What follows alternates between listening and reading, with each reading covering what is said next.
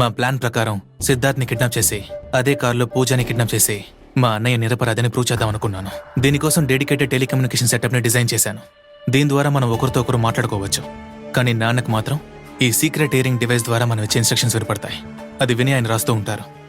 అది మాత్రమే కాక డీజీపీ ఇల్లు, రైటర్ ఇల్లు అండ్ పూజని కిడ్నాప్ చేసి ఉంచే ప్రతి చోట్లలో పిన్ హోల్ కెమెరాస్ని సెటప్ చేయాలి. ఎక్కడ ఏం జరిగినా అన్నిటినీ కంట్రోల్ రూమ్ నుంచి మానిటర్ చేసి మనకి అప్డేట్స్ వస్తూనే ఉంటాయి. ఈ కేసుని డీజీపీ హ్యాండిల్ చేసినా లేదా ఇంకెవరు హ్యాండిల్ చేసినా సరే వాళ్ళ ప్రతి మూవ్ మనకి అప్డేట్స్ వస్తూనే ఉంటాయి. నా ఫ్రెండ్ సిద్ధార్థ్తో క్లోజ్గా మూవ్ అయ్యి వాడి వీక్నెస్ని వాడుకుని వాడిని కిడ్నాప్ చేశారు. నా ఫ్రెండ్ ద్వారా పూజతో వర్క్ చేసే కిషోర్ కాంటాక్ట్ దొరికింది. హలో, కిషోర్ హోస్ట్ చేసిన పార్టీకి పూజ వచ్చింది. తనతో పర్పస్ గా ఇష్యూ క్రియేట్ చేసి అందరి అటెన్షన్ నా వైపు తిప్పుకున్నాను. బిస్కెట్ వేయడానికి వెళ్తున్నా కొట్టానంటే నా మీద చేస్తావా? పార్టీ నుంచి బయలుదేరిన పూజని డైవర్ట్ చేసి తన కార్ని పంచర్ చేశాను. తను ఎవరికి కాల్ చేయకూడదని నా ఫ్రెండ్స్ తన ఫోన్ లాగేసి మేము ఊహించినట్టే తను ఏం చేయాలో తెలియని షాక్లో ఉన్నప్పుడు నా ఫ్రెండ్స్ తనకి హెల్ప్ చేస్తున్నట్టుగా వెళ్ళి మాట్లాడి డైవర్ట్ చేశారు. ఆ తర్వాత మా ప్లాన్ ప్రకారం సిద్ధార్థ్ని కిడ్నాప్ చేసిన వాడి కారులోనే నా ఫ్రెండ్స్ పూజని కూడా కిడ్నాప్ చేశారు. ఆ మిడ్ నైటే మా నాన్న పోలీస్ స్టేషన్లో కంప్లైంట్ ఇచ్చేటట్టు చేశారు. పూజని కావాలని తప్పించి తను కంట్రోల్ రూమ్కి చేసిన కాల్ని వాయిస్ మాడ్యులేటర్ యూజ్ చేసి మా నాన్న డీటెయిల్స్ షేర్ చేశాను. నేను పూజ, సుబ్రమణి, సాయినగర్. సరిగా అప్పుడే మేము ప్రిడిక్ట్ చేసినట్టు మీడియా అటెన్షన్ క్రియేట్ అయింది. ఈ కేసుని ఎవరు హ్యాండిల్ చేసినా బక్ చేసిన ఫోన్ని వాళ్ళ చేతికి అందేలా చేశాం. డిపార్ట్మెంట్కి మా నాన్నగారి మీద అనుమానం వచ్చినప్పుడల్లా దాన్ని డైవర్ట్ చేశాం. వాడి చెవులు చెక్ చేశారా? సార్ చెవులా? ఓ, చెవులు చెక్ చేయాలా? మీరేమైనా పోలీసులా, ఏంటి డాక్టర్లా? మీకు ఆయన మీద అనుమానం వచ్చినప్పుడు మా అన్నయ్య ఇన్సిడెంట్ని రీక్రియేట్ చేసి మిమ్మల్ని కూడా డైవర్ట్ చేశాం. ఇది మా అన్నయ్య కోసం మాత్రం చేయలేదు. ఆ అమ్మాయికి ఎవరు న్యాయం చేస్తారు? నొప్పిగా ఉందని అరిచి గీపెట్టుంటుంది కదా, ఎవరైనా వచ్చి కాపాడరాని కుమ్లిపోయి ఉంటుంది కదా. ఆ నొప్పేంటో నాకు తెలుసు. అప్పుడు నిర్ణయించుకున్నాను, ఇందులో సంబంధం ఉన్న ఎవరినైనా సరే వాడిని చట్టం ముందు నిలబెట్టాలి అని. ఎవరినైతే కాపాడి డీజీపీ పోస్టింగ్ తీసుకున్నారో వాళ్ళ కూతుర్ని కిడ్నాప్ చేసి నొప్పంటే ఎలా ఉంటుందో తెలియజేయాలనుకున్నాను. అంతా సరిగ్గా నేను అనుకున్నట్టే జరిగింది. డీజీపీని కంగారు పెట్టాను. అప్పుడే మీరు అండర్ కవర్గా లోపలికి వచ్చారు.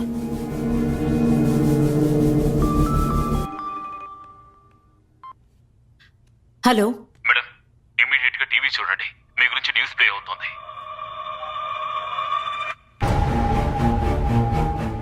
నకిలీ ఎన్కౌంటర్ బేరం మాట్లాడిన డీజీపీ ఆశ ఒక రేప్ కేసులో ఎన్కౌంటర్ చేసి దాని ద్వారా డీజీపీగా ప్రమోషన్ పొందిన ఆశ అందులో మొదటి అక్యూజ్డ్ గా నేరం మోపబడిన రవిని నకిలీ ఎన్కౌంటర్ చేసిన వార్త బయటికి రావడం వల్ల జనాల్లో భయం మొదలైంది. సిద్ధార్థ్, సుబ్రహ్మణ్యం, రాహుల్ ముగ్గురిని ఎన్కౌంటర్ చేసి ఐడెంటిఫై చేయలేనంతగా వాళ్ళని డిస్పోజ్ చేయండి.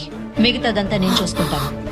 ఆవిడని అరెస్ట్ చేయమని ఆదేశాలిచ్చిన సీఎం గారు ఆవిడని డీజీపీ పదవి నుంచి తొలగించారు. చెప్పండి మ్యామ్.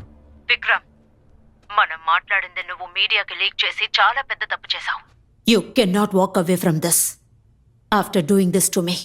నేను మీకు చెప్పాను కదా ma'am, I have my own law and order. దీని వెనకాల ఉన్న మాస్టర్ మైండ్ ఉన్న లొకేషన్ మీకు పంపించాను. మిగతా వాళ్ళు మిమ్మల్ని పట్టుకునే లోపు మీరు వాణ్ణి పట్టుకోండి.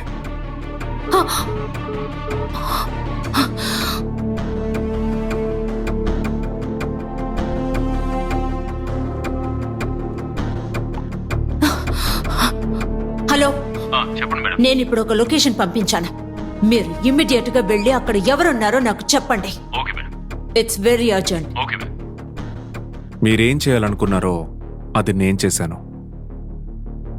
ఈ కేసుని ఇంతటితో వదిలేయండి. ఇదే మీకు లాస్ట్ ఛాన్స్. పర్వాలేదు సార్, నా కొడుకు ఎలాగో తిరిగి రాడు, కానీ ఈ నా కొడుకు శిక్ష పడాలి. ఏయ్, ఎవరికి ఎవరు శిక్ష వేయించాలరా?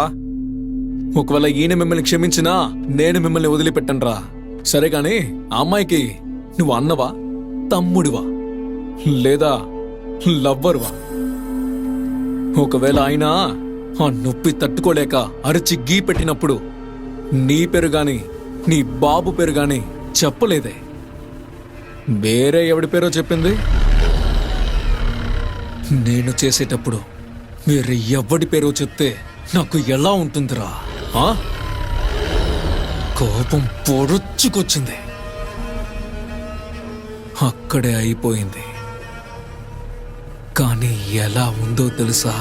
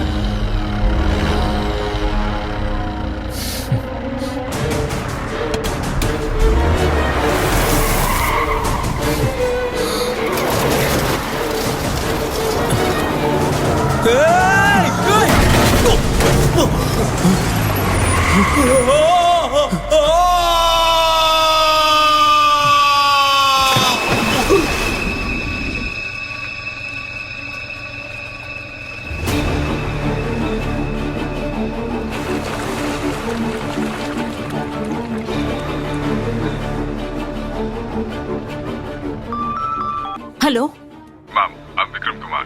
Ma'am, I'm unable to reach your PA. I'm just boarding the flight. I'll reach there shortly. What? Yes, ma'am. Me office నుంచి కాల్ చేసి 2 days తర్వాత రేపు వచ్చేస్తే చాలని చెప్పారు. So that's why I'm starting today. Hello?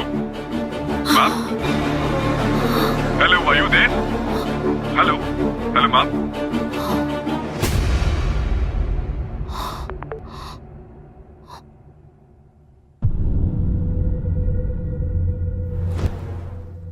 ఫ్లైట్కి ఇంకా 4 గంటల టైం ఉంది. ఎందుకు అర్జెంటుగా రమ్మన్నావు? నువ్వు ఎందుకు ఇన్నేళ్లు వెయిట్ చేశావో అది చెప్పడానికే.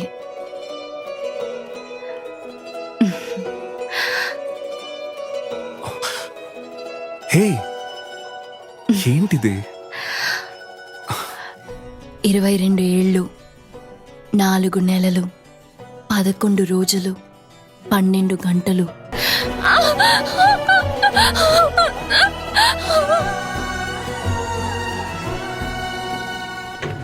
చరణికి ఇప్పుడు ఎలా ఉంది? ఎవరు సార్ మీరు?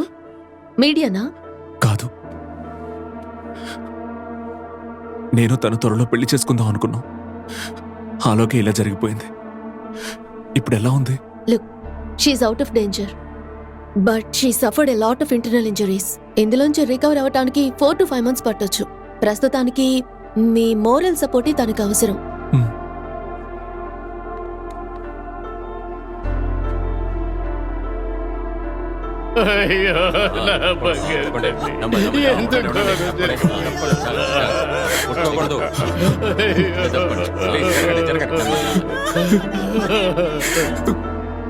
తనకి ఏ ప్రాబ్లం లేదని మీరే కదా అన్నారు.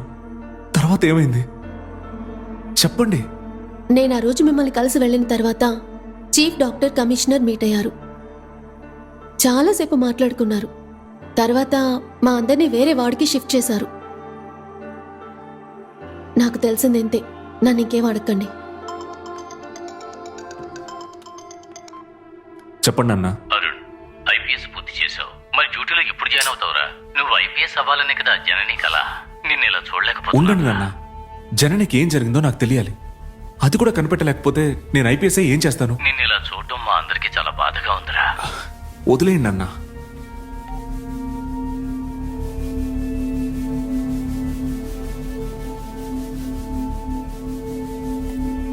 బియ్యం వచ్చి వెళ్లేంత వరకు మీ అమ్మాయి కనిపించకుండా పోయిన విషయం మీడియాకి లీక్ అవ్వకూడదు. వెంటనే ఈ విషయాన్ని సార్ట్అవుట్ చేయండి.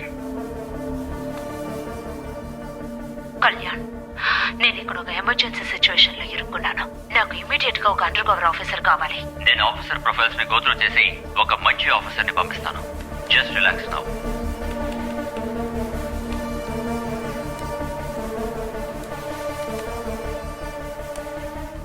సార్, నేను డీజీపీ ఆఫీస్ నుంచి మాట్లాడుతున్నా. ప్లాన్లో ఒక చిన్న చేంజ్. మేడం, మీరు 2 days తర్వాత వస్తే చాలన్నారు. మీకు టికెట్స్ వచ్చేస్తాయి. థ్యాంక్స్.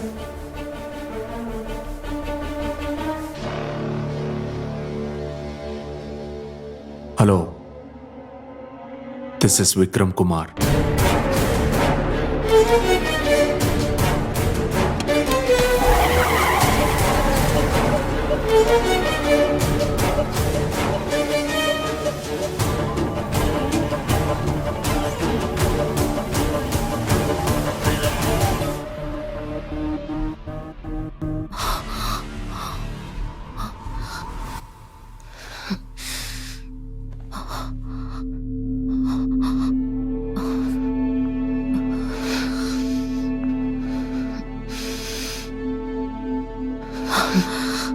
Can I explain?